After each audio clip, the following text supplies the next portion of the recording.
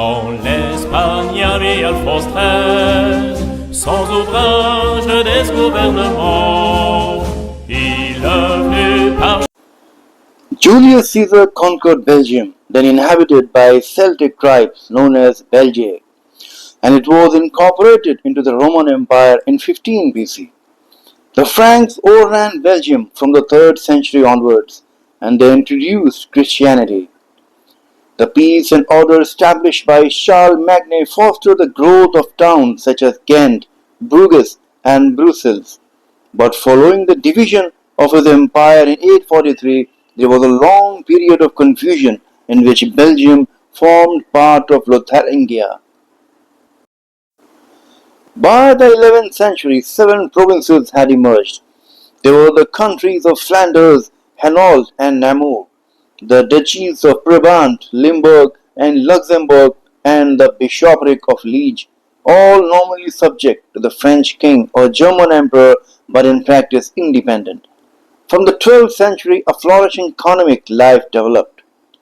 Bruges, Ghent, and Ypres became the centers of the cloth industry, while the artisans of Dinant and Liege exploited the copper and tin mines of the Meuse Valley. The cities developed into democratic republics, and a new civilization arose comparable with that of the contemporary Italian republics. But the mutual jealousies of Bruges and Ghent wrecked the gallant struggle which they waged against the French kings and their native nobility. During the 15th century, the provinces passed one by one under the rule of the Dukes of Burgundy. Under their rule, Belgium not only enjoyed great prosperity but achieved European fame as a center of art and learning. In 1477, it became incorporated by marriage in the Habsburg dominions. The tyranny of Philip II of Spain, and especially his religious intolerance and disregard of traditional liberties, for a time united the Belgians with the Dutch in their revolt against him. When in 1581 the Protestant Dutch declared their independence, the Catholic Belgians refused to join them, and they remained under Spanish rule. During the 17th century, taxation, religious persecutions, and Dutch competition combined to destroy what remained of Belgian industry and commerce.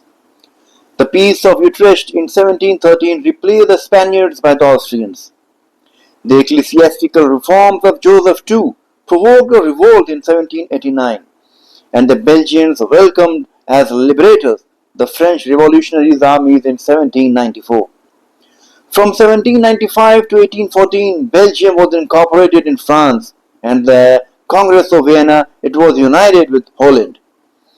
The difference in religion, ideologies, and traditions between the two peoples soon rendered the union unworkable, and in 1830 the Belgians rose in revolt.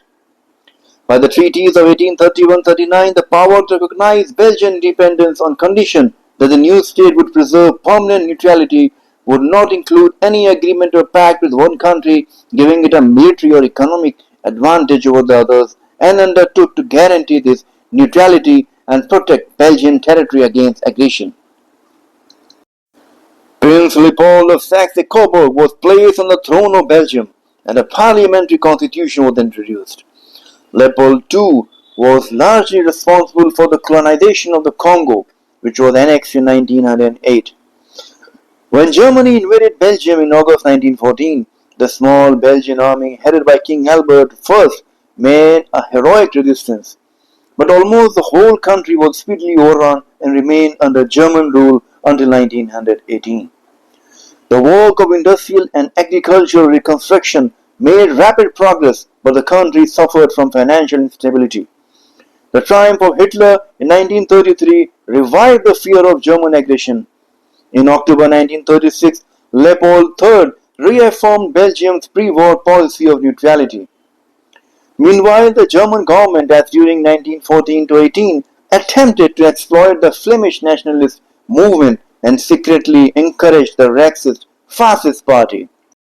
When on May 10, 1940, the Germans attacked Belgium, the Belgian army under King Leopold cooperated with the British and French in resistance until the invaders severed their communications with the bulk of the French army. Leopold surrendered on May 28, becoming a prisoner of war. The government escaped to London, while inside Belgium a strong resistance movement was formed. After the liberation of Belgium in 1944, the position of King Leopold gave rise to acute controversy and he was refused permission to return to Belgium. His brother, Prince Charles, ruling as regent. After a referendum in 1950, Leopold was recalled, but owing to continued agitation, he relinquished his powers in favor of his son, the Dune.